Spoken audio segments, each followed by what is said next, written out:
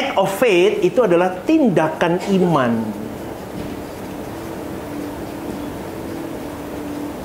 Coba buka Ibrani 11 ayat 1 tadi. Iya ya, Ibrani 11 ya. Betul ya. Ibrani 11 ayat yang ke-1 tadi. Iman adalah dasar dari segala sesuatu yang kita harapkan. Saya kasih cuplikan dikit. Harapkan.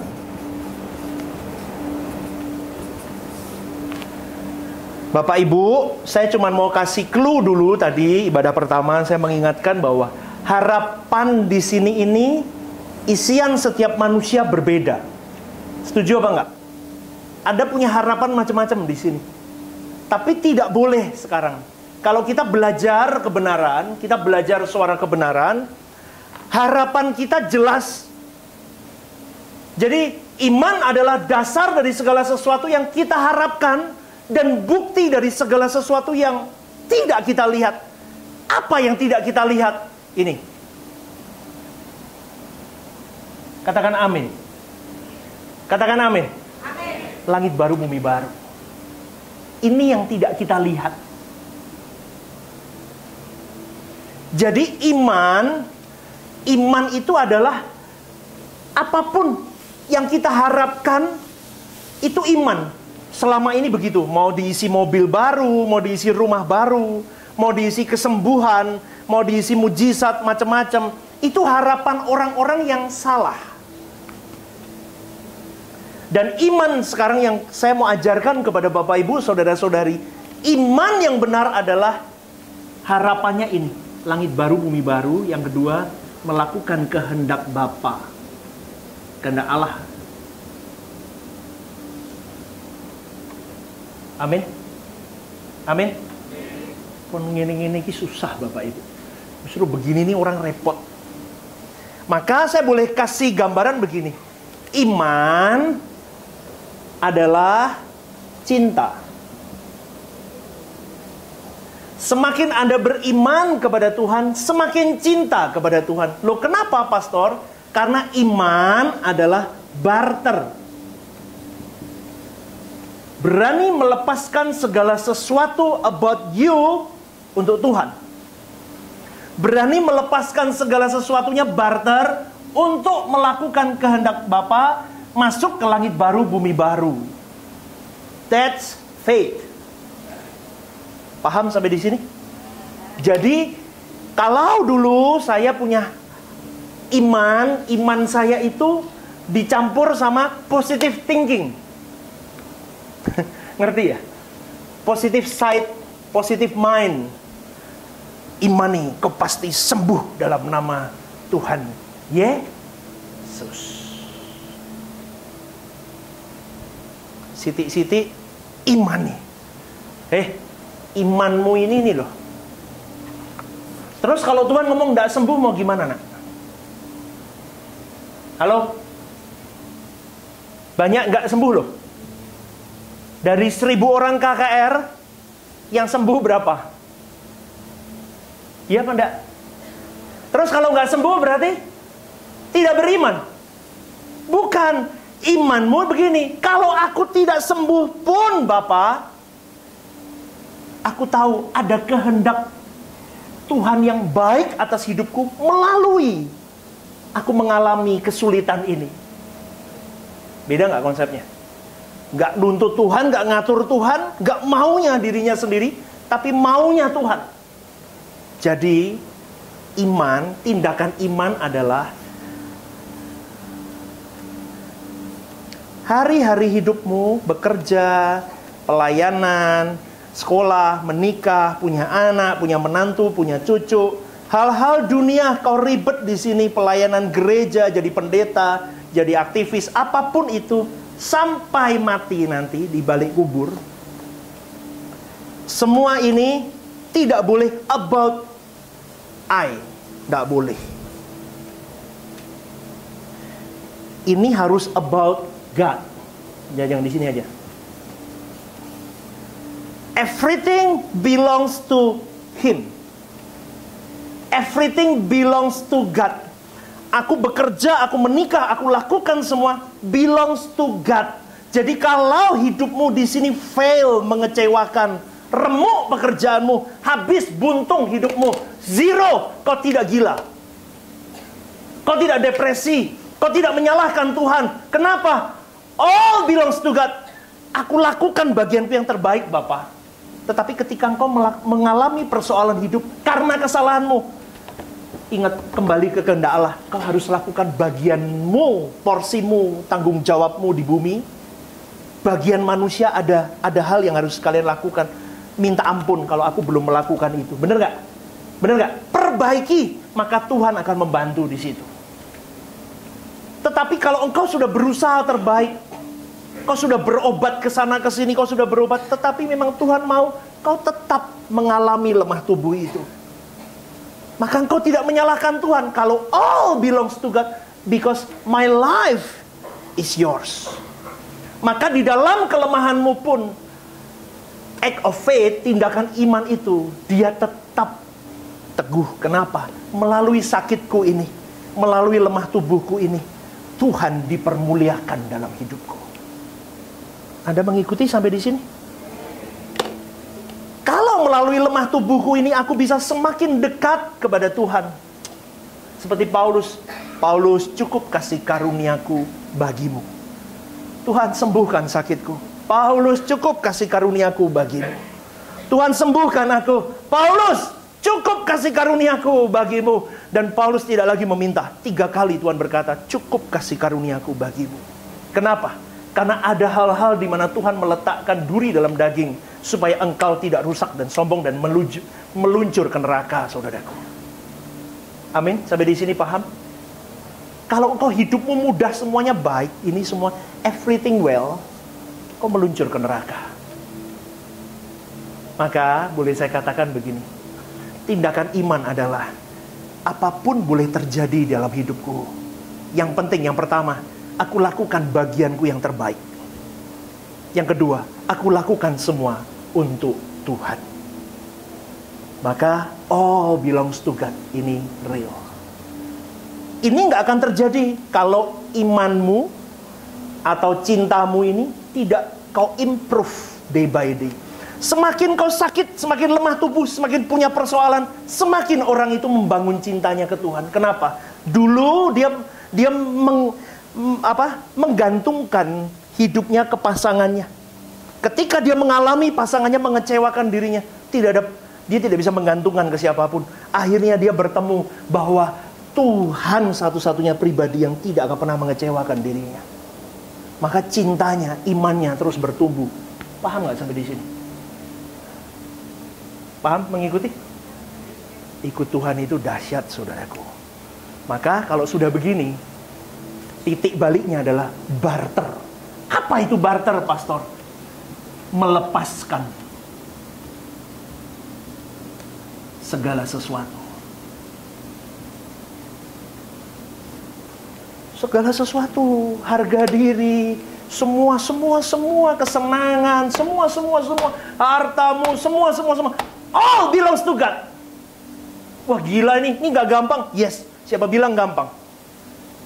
Maka dari itu, tiap hari Minggu, tiap Kamis, tiap pagi kalian dengar renungan The Message terus. Fokusnya ini, saudaraku. Dan kalau Anda tahu, saudaraku, orang kalau di titik melepaskan, ya,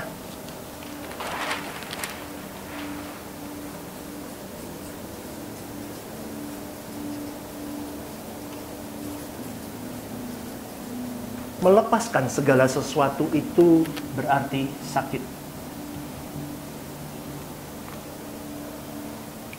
Nanti kita akan belajar. Maka isiannya harus jelas. Ini banyak diajarkan di mimbar-mimbar. Isiannya tentang dunia. Bukti dari segala sesuatu seakan-akan aku ngatur Tuhan. Dengan imanku, aku nyetir Tuhan supaya kau buktikan bahwa kau Allah yang hidup. Kurang ajar nggak? Nanti nggak sampai di sini, paham nggak nih? Nyetir, iman itu jadi nyetir Tuhan. Kan aku harapannya itu Tuhan. Kalau kau Allah yang hidup, tunjukin dong. Wah rusak loh. Faith yang betul adalah ketika seseorang berani melepaskan segala sesuatunya untuk kesenangan Tuhan. Maka bisa dilihat ada dua kubu jelas. Kekristenan hari ini, iman adalah segala sesuatu yang tidak diharapkan, tapi intinya adalah semakin dia melekat kepada dunia. Betul nggak? Ya kan? Kan banyak ajaran begitu, semakin melekat ke dunia. Intinya ego, mauku, impianku, mimpiku, karepku, maunya aku begini. Tapi kalau saya ajarkan di sini, iman yang benar adalah melepaskan segala sesuatu. Artinya apa? Bukan mauku, tapi maunya Tuhan. Karena kehendak Allah tujuanku. Amin. Semua maunya Allah. Beda. Kelihatannya sama-sama ngajarin faith. Tapi konsepnya udah jungkir balik. Sampai di sini Anda mengikuti saya. Amin ya. Kita lanjut, saudara. Sebentar. Di mana nih? Oke. Tapi ada satu kelemahan yang bisa menjadi penyakit bagi iman kita, yaitu adalah kita tidak berani menerima atau mempercayai apa yang belum kita saksikan, saudaraku, sebagai realita yang akan kita alami atau yang akan benar-benar terjadi. Dari semua ini sebetulnya Tuhan mau berkata, "Nak, lepaskan segala sesuatunya. Hiduplah dalam tanggung jawab. Minta tuntunan Roh Kudus. Lihat, hidupi Roh Kristus dalam hidupmu sebagai panutan. Ini sebagai teladan hidupmu. Roh Kudus sebagai penopang dan penguat dirimu. Hidupilah dengan tanggung jawab, integritas. Hiduplah benar, hiduplah benar. Dikawal dengan kekudusan. Kekudusan tadi saya ajarkan di dalam pikiran, perasaan, kehendak. Kenapa? Ini akan melahirkan ucapan, akan melahirkan tindakan. Udah, ini kuncinya, masternya, saudaraku. Tapi di sini kan seperti yang saya ajarkan, ada nurani, ada apa di sini semua. Coba Bapak Ibu, ini semua tujuannya satu, yaitu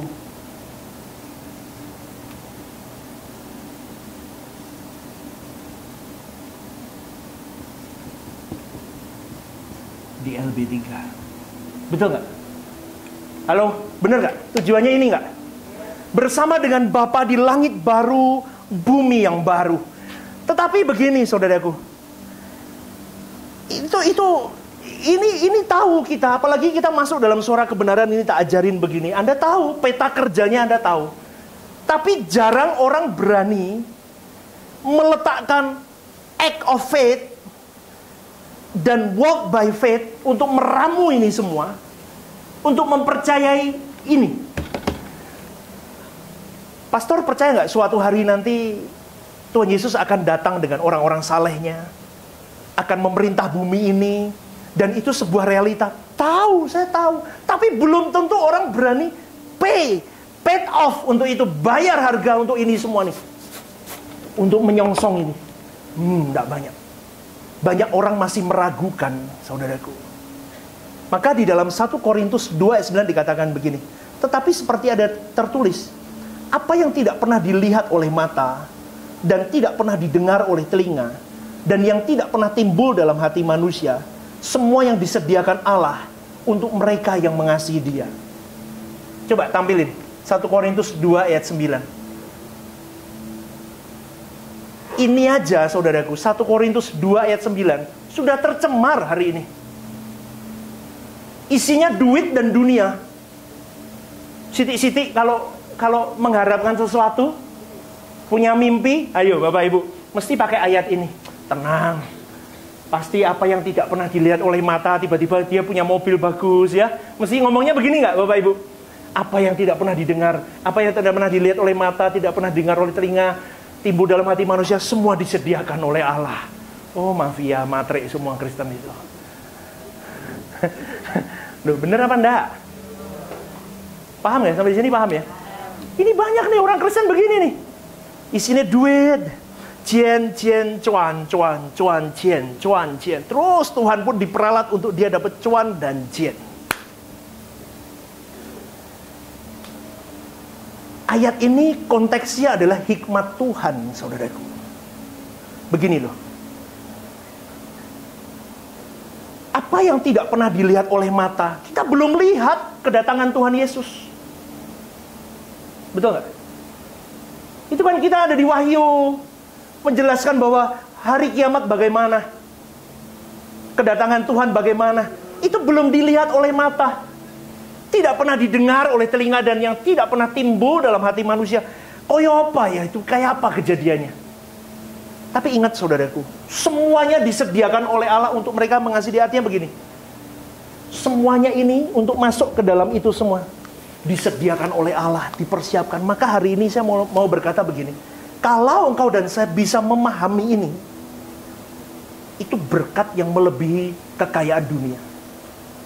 Makanya kuduslah kau hidup, jangan jahat sama orang.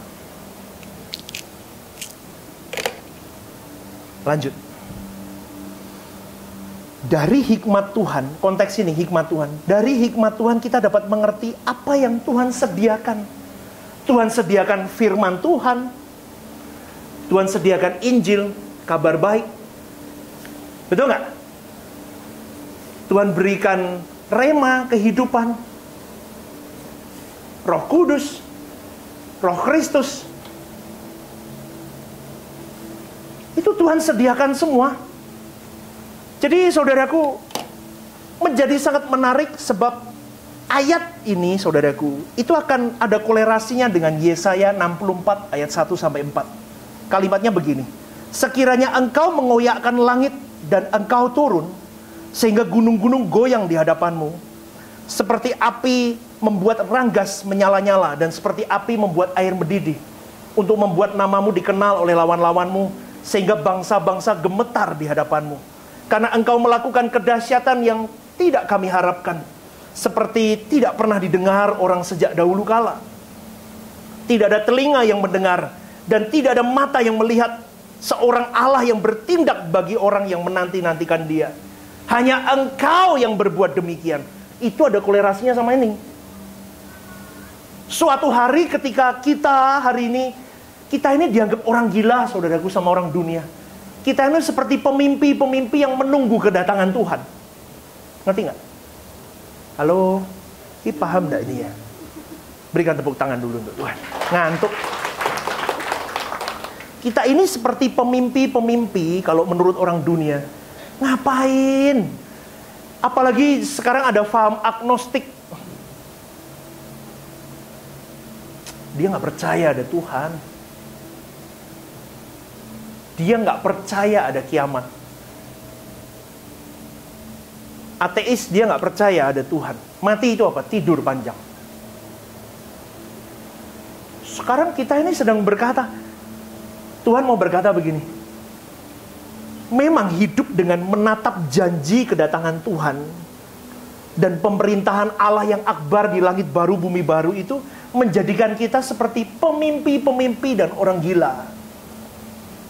Anak dunia menganggap orang ke gereja itu hanya isapan jempol. Itu orang bodoh, buang waktu. Jadi jangan heran kalau di zaman dulu Nuh diolok-olok ketika dia memberitakan berita keselamatan. Ingat cerita Nuh, saudaraku?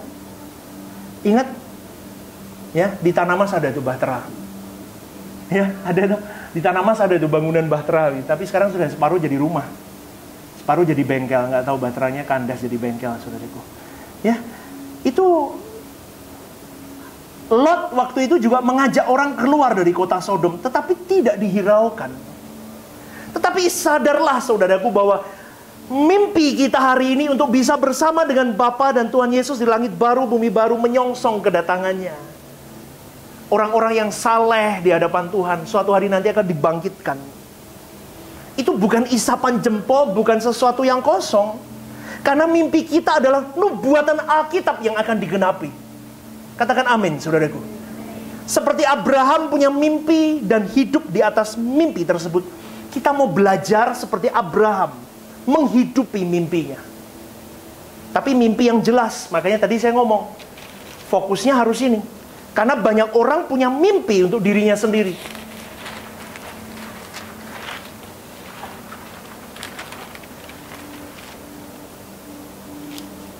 Mimpimu untuk Tuhan. Abraham mimpinya untuk Tuhan. Maka engkau dan saya akan bisa mengikuti apa yang Allah kehendaki kalau kita punya mimpi. Mimpinya Tuhan. Ibrani 11 ayat 8 dikatakan, karena iman Abraham taat. Ketika ia dipanggil untuk berangkat ke negeri yang akan diterimanya menjadi milik pusakanya, lalu ia berangkat dengan tidak mengetahui tempat yang ia tuju. Ayat yang ke-10 dikatakan, sebab ia menanti-nantikan kota yang mempunyai dasar, yang direncanakan dan dibangun oleh Allah. Ayat ke-16, tetapi sekarang mereka merindukan tanah air yang lebih baik, yaitu satu tanah air surgawi. Sebab itu Allah tidak malu, katakan ini, tidak malu disebut Allah mereka, karena ia telah mempersiapkan sebuah kota bagi mereka. Itulah yang namanya walk by faith. Bukan dengan penglihatan. Dia hidup di dalam iman. Berjalan di dalam iman. Sebab hidup kami adalah hidup karena percaya, bukan karena melihat. Hari ini orang mengolok-olok kami ketika kami berjuang mempertahankan iman kami. Orang goblok kamu, sudah disalahin kok masih minta maaf. Ngapain? No, I walk by faith. Aku lakukan tindakan imanku untuk kesenangan Tuhan. Suatu hari aku menyongsong di langit baru, bumi baru. Bodoh kamu diolok-olok. Kita harus benar-benar sungguh-sungguh menghidupkan hari hidup kita untuk kepentingan Tuhan. Nuh berhari-hari, berminggu-minggu, berbulan-bulan, bertahun-tahun berjalan dengan iman. Dia dicemooh oleh orang-orang di sekitarnya. Loh, Nuh itu kayak orang gila zaman itu, saudaraku. Dia bangun bahtera di atas gunung. Lubang laut aja di bawah situ, dia di atas gunung. Coba kita hari ini, kita seperti Nuh sedang membangun bahtera. Lu ngapain sih? Minggu bobok dong, ngapain lu ke gereja 2 kali pula ibadah? Lu mau ngapain? Mau jadi pendeta? Lu bener gak? Orang pasti tanya begitu. Lu mau ngapain? Lu nanam saham di gereja? Lu sampai 2 kali ibadah ngapain? Nuh pun sama, saudaraku. Dia berjuang hari itu, dia olok-olok orang di zamannya. Tetapi dengan iman, bukan dengan penglihatan. Nuh menggerakkan dirinya, menggerakkan keluarganya untuk berjuang membuat bahtera. Kedatangan Tuhan dan pemerintahan teokrasi yang dijanjikan Tuhan itu menjadi penghargaan atau peragaan atau sesuatu yang hebat, yang sangat menakjubkan, yang akan kita dapatkan dan akan kita lihat, saudaraku. Untung loh hari itu Nuh meresponi panggilan Tuhan di zamannya. Mungkin saya kira menantunya, anak-anaknya itu tercengang ketika air bah itu datang. Dia melihat, ternyata. Saya kira begitu, saudaraku. Orang-orang di zaman Nuh mungkin tidak menduga bahwa dia akan mengalami bencana yang begitu dahsyat di zaman itu. Sementara Nuh dan keluarganya juga tidak menduga betapa nyamannya bahtera hasil kerja keras mereka bertahun-tahun dan diolok-olok oleh dunia. Ya, jadi kita mau seperti Nuh, saudaraku. Kita berjuang sampai di langit baru, bumi baru ini dengan perjuangan yang tidak mudah. Tapi kau harus berani melepaskan segala sesuatu. Lagunya tadi gimana? Seperti Abraham sahabatmu, sampai akhir setia. Dari jauh, coba. Negeri perjanjian. Katakan yuk, nyanyi bareng. Kanaan surgawi permai, tanah air yang kau janjikan, tempat pertemuan semua Tuhan. Bawa aku ke sana, bawa aku ke sana, ajar aku setia,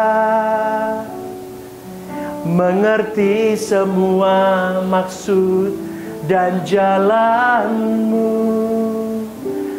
Tak ku ingini lagi indahnya dunia ini, karena ku yakin yang kau. Refnya lagi yuk, yuk nyanyi bareng. Katakan, bawa aku ke sana, ajar aku setia, mengerti semua maksud dan jalanmu.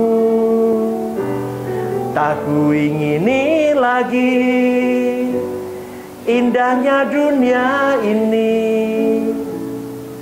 karena ku yakin yang kau sediakan sempurna. Lagu ini udah dijelasin nih, bawa aku ke sana. Ini cara bawanya ini, barter. Ajar aku setia, setia kalau pas barter. Maka di ibadah 1 tadi saya ngomong, kalau orang yang fokusnya belongs to God, gak ada orang pelayanan ngambek, gak ada orang bercerai, gak ada orang berontak dimanapun. Dia tunduk kepada pemimpinnya.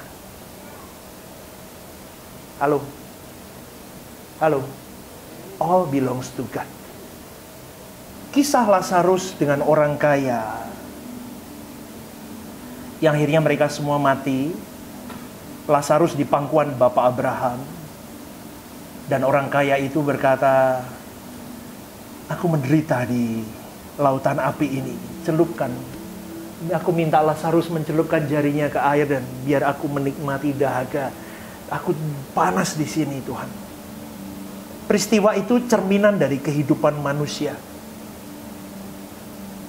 Banyak orang yang tidak sadar betapa dahsyatnya, ngerinya api kekal. Hari ini saya yakin orang yang duduk di depan saya ini masih banyak yang tidak sungguh-sungguh berani memposisikan dirinya barter, karena masih ada banyak yang kau pegang dalam hidup. Kau tidak berani, saudaraku, untuk mempercayai Tuhan. Kau tidak berani sungguh-sungguh walk by faith. Aku percaya bahwa aku harus menderita di bumi ini. Loh, pastor ikut teologi penderitaan? Tidak. Arti kata menderita di sini adalah begini. Ikut Tuhan, mengikuti kehendak Bapa, itu sakit. Yesus turun ke bumi ini, sakit dia. Dia diremukkan sampai di titik itu, bahkan diludahi, ditelanjangi, mati disalibkan. Seperti Yesus berarti kau dan saya, Kristen, mengikut Kristus berarti harus menderita seperti Kristus menderita. Kalau hari ini kau tidak berani menderita, kau tidak harus disalib di kayu salib. Penderitaanmu hari ini adalah melepaskan segala percintaan duniamu, melepaskan segala ego dirimu, harga dirimu, nama baikmu, all barter untuk Tuhan. That's your faith. That's your love kepada Tuhan. Itu sakit. Dan kau baru punya kualifikasi kalau engkau berani menyalibkan semuanya. Kau baru boleh masuk ke dalam apa yang Tuhan janjikan. Kalau hari ini kau sudah dicemooh dengan banyak orang di dunia, isapan jempol itu kedatangan Tuhan, dan kau tidak sungguh-sungguh menggarap, kau mati masuk neraka, kau jadi tertawan setan, saudaraku. Maka hari ini hidupmu dan hidupku harus diarahkan kepada kehidupan yang akan datang. Inilah yang disebut dengan walk by faith. Semua aku arahkan untuk kepentingan Tuhan. Semua aku arahkan untuk hidup kekal. Semua aku arahkan untuk Jadi gini loh. Contoh saja, dulu saya punya usaha dan bagus. Saya tidak pernah, saya ke Kristen, saya jadi apa ya? Saya jadi evangelis, saudaraku, lama. Tapi hidup saya Bukan untuk kepentingan Tuhan. Saya punya uang banyak, saya punya semuanya. Saya untuk kesenangan saya. Saya punya waktu, saya gunakan untuk kesenangan saya. Semua all about me. Tapi hari ini saya mulai mengerti bahwa aku tidak menyelesaikan pekerjaan Bapa kalau semua untuk kepentinganku. Maka saya ajak kepada Bapak Ibu, saudara-saudari di tempat ini. Walk by faith itu artinya kita meletakkan semua kesenanganku dan aku lakukan untuk kesenangan Bapa. Memaafkan orang yang menyakiti, mengampuni, seakan-akan kita kalah hidup di bumi ini, seakan-akan kita dipojokkan, ditelanjangi, dihakimi, diludahi. Kau diam. Kau tetap berdoa dan kau katakan, Lord,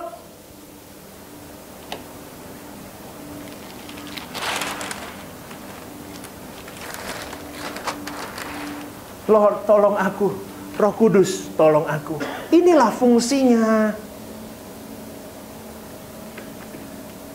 Seperti Yesus, berat. Ini loh, menaklukkan ini semua. Ego semua di sini. Makanya sekarang saya di titik, saya tidak takut ditinggalkan siapapun. Garis bawah itu. You wanna go? Let it go. Silakan. Maka pelayanan tidak boleh mengharap kepada manusia. Katakan amin, saudara. Hidupmu juga tidak boleh berharap kepada pasanganmu, kepada orang tuamu. Orang tuamu diambil Tuhan, kok bisa gila, tahu nggak, saudaraku? Pasanganmu diambil Tuhan, kok bisa gila? Kalau memang harus go, let it go. Percayalah bahwa everything bisa dilewati bersama dengan Roh Kudus. Wah, ini berat. Ini kalau mau saya pecahin lagi banyak, saudaraku, tapi nggak keburu. Tapi saya cuma mau katakan, air bah belum melanda bumi, tetapi keluarga Nuh sudah memasuki kehidupan yang Tuhan janjikan. Itu artinya Nuh hidup di dalam janji Bapa. Abraham juga sama. Seluruh kehidupannya adalah kehidupan untuk future, untuk masa depan. Walau dia tidak mengalami sampai dia mati, tetapi dia percaya. Sampai mati Abraham tidak mengalami apa yang dijanjikan Tuhan, tapi imannya tidak pudar. Hari ini, hari hidupmu berat, tiap hari berat. Saya mengalami ini, saudaraku.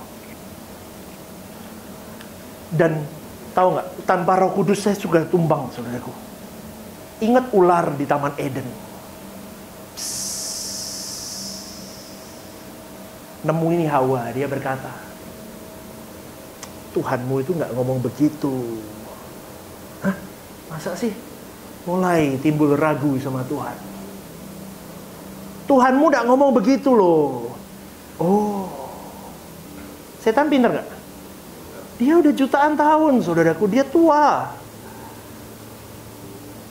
Kalau pikiranmu udah salah, semuanya salah. Makanya gunakan mulut nih yang baik nih loh. Ngomong sama Tuhan tiap hari, pegang mulutmu nih. Tobatkan mulutku, Bapa. Tobatkan hatiku, Bapa. Jangan jahat. Pegang mulutmu yang baik. Saya tidak takut. Karena memang itu yang harus saya hadapi dan kalian hadapi. Kuasa kegelapan ini lihai. Dia akan bermain di area ini terus. Nanti pikiranmu udah salah. Nanti pastornya cuma jalan begitu. Hai, shalom. Ih, sombongnya pastor, gak mau salamin aku. Bener gak? Mulai timbul. Mulai sakit hati. Mulai buat tindakan-tindakan yang sebetulnya ucapan dan tindakannya merusak pekerjaan Tuhan. Loh, Anda ngerusak saya gak masalah. Pekerjaan Tuhan kau rusak nama Tuhan. Maka jadi saudaraku, hati-hati. Kita lihat saja hidup dari Abraham. Lurus saja, fokus saja apa yang Tuhan mau. Maka firman Tuhan berkata, kumpulkan hartamu di surga. That's it. Kau berjuang semua hari hidup. I did my Lord. Aku berjuang semua untuk ngumpulin harta di surga. Sudah, that's it. Kita harus benar-benar keras kepala dengan diri kita sendiri. Supaya kita benar-benar strong. Aku mau melakukan kehendak Bapa. Aku tidak mau seperti bangsa Israel yang tegar tengkuk dalam hidupnya. Aku mau berjuang, walk by faith. Aku tidak takut harus memikul salib. Aku tidak takut harus mengiring Yesus dengan setia. Karena penderitaan yang sekarang aku alami, itu tidak sebanding dengan kemuliaan yang akan aku terima. Maka hari ini Bapak Ibu, saudara-saudari, berjalanlah dengan imanmu. Iringlah Tuhanmu dengan tepat. Lakukan bagianmu untuk kepentingan Tuhan saja. Kalau kerja, kerjalah untuk Tuhan. Kalau menikah, menikahlah untuk Tuhan. Jadi semua dari apa yang kau lakukan, kalau mengecewakanmu, bahkan pelayanan di gereja lokal pun, kerjakan untuk Tuhan. Suatu hari kalau saya mengecewakan Anda pun, Anda tidak meninggalkan Tuhan atau merusak pekerjaan Tuhan. Amin, saudaraku. Amin, saudaraku. Siapa yang mau sungguh-sungguh walk by faith? Angkat tanganmu. Tuhan dicatat tuh, malaikat-malaikat catetin satu-satu. Yuk, 1, 2, 3. Siapa yang mau walk by faith? Angkat tangan. Catati Tuhan satu-satu. Diproses sama Tuhan. Siapa yang berani angkat tangan satunya? Mau diproses Tuhan. Wah, puji Tuhan. Lu sih gak gelem ya. Yuk, bangkit berdiri yuk. Anda diberkati Tuhan hari ini? Yes, berikan tepuk tanganmu untuk Tuhan.